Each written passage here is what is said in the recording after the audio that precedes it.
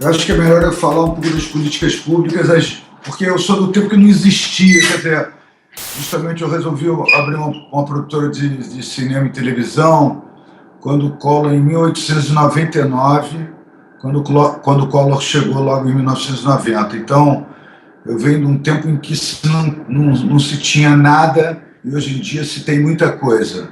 Você consegue hoje em dia realizar vários projetos, você tem pessoas, amigas minhas, que tinham deixado até de fazer cinema e que estão voltando a fazer cinema recentemente, porque eu acho que para o que era, para o que está, não tem comparação para mim. As políticas públicas, elas têm fomentado. É claro que o excesso de burocracia, e eu vejo até um pouco a falta de especialização das pessoas que estão fazendo a gestão dessas leis, é que acho que podia ser um pouco, acho que nesse aspecto é que devia ser trabalhado.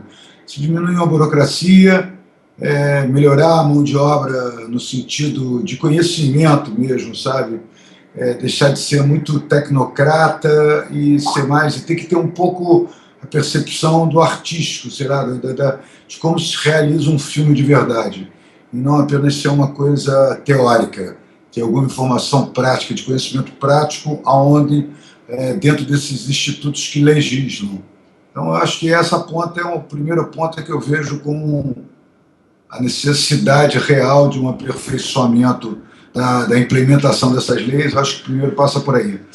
Em segundo, eu acho que fala-se muito em lei, em incentivo para as produtoras para se produzir filme.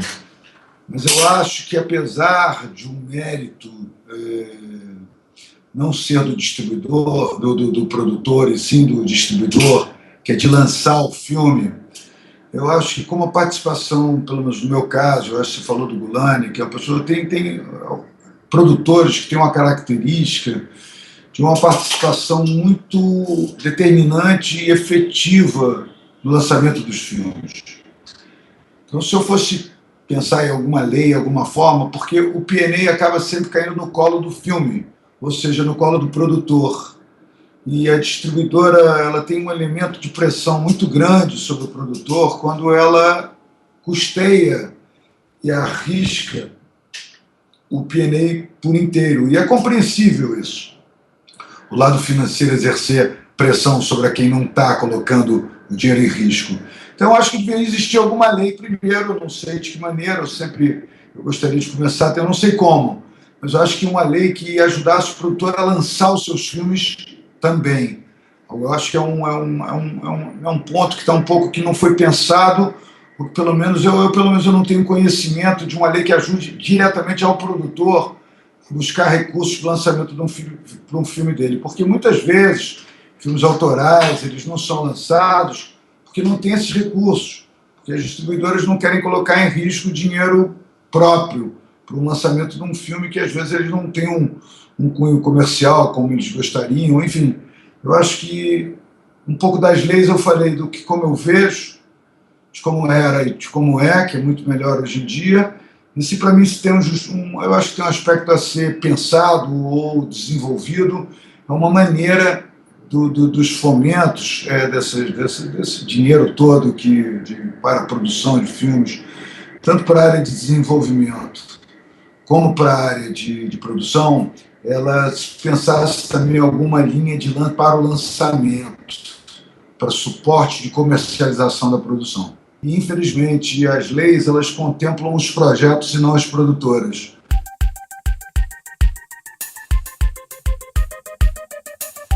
Olha só, eu não gosto muito de falar nesse negócio do filme comercial ou não comercial. Eu gosto de falar de histórias boas, de filmes bons para público, eles uns mais abertos, outros mais fechados. Mas eu acho que uma história boa, bem contada, bem feita, ela atrai o público. Mas sobretudo bem lançada. Claro que o lançamento acompanha todo esse pacote. E como a gente acabou de falar antes sobre o dinheiro, do risco da distribuidora, é evidente que o potencial dos filmes com a linha um pouco mais aberta, onde o público seja mais abrangente, é evidente que ela vai fazer um lançamento maior e o filme vai responder melhor a isso também. Mas, assim, anda se falando muito a respeito das comédias. É claro que as comédias têm feito muito sucesso, mas são boas comédias. Eu acho que é um gênero que agrada e é um gênero... Então as histórias estão sendo bem contadas, bem feitas. Eu acho que está atingindo o público, são bem lançadas, sobretudo. Foi uma coisa que a gente batalhou muito aqui na Cazé, desde dentro, assim, tem 4 anos atrás, que foi uma coisa que a gente forçou, que a gente só acredita, não adianta a gente fazer um filme incrível, uma história incrível, bem cuidado, bem tratado, e você lançar mal.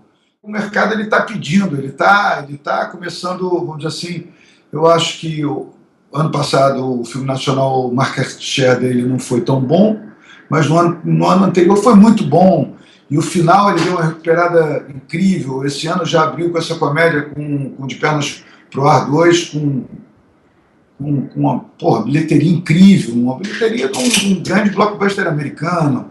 Então, mas é porque é bem feito, a história é legal, que interessa. E os gêneros, que é onde eu quero bater, assim, bater no sentido de... É o seguinte, você fala de biografias, você fala de filmes de ação, você fala de favela, de comédias, você fala de um filme lindo e sensível como Palhaço, você fala de um policial como Assalto ao Banco Central, você fala do Tropa de Elite, do Cidade de Deus, do Nosso Lar. Nenhum desses filmes são comédias, e todos eles conquistaram grandes bilheterias. Eu entendo como modelo bom de se fazer cinema é o americano, né? O cara bota dinheiro, vende bilhete e ganha dinheiro.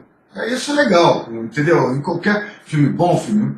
Mas é mais do que isso. O modelo, você vê, quer dizer, eu não tenho um conhecimento aprofundado, mas pelo pouco que eu sei, estou até lendo um livro chamado Mainstream, que é muito bacana. Ele fala um pouco dessa máquina enorme de entretenimento do mundo inteiro. E olha, salvo que eu esteja enganado, só os americanos e os indianos. Todos os outros cinemas, eles são embasados e tem cada um com a sua lei, com as suas deficiências, Isso é muito complicado. Então, como exemplo bom, eu como produtor, eu acho que o cinema nacional precisa de empresas produtoras de filmes que tenham essa gestão, tem a gestão financeira, porque é o seguinte, a empresa ela tem que funcionar, ela tem que dar certo, ela tem que dar lucro, ela tem que desenvolver, tem que pensar no line-up. Eu estou conversando com você agora, mas assim, se eu desligar o telefone agora com você, eu estou pensando em 2016. Para mim, 13, 14, 15 já está andando, eu já estou pensando.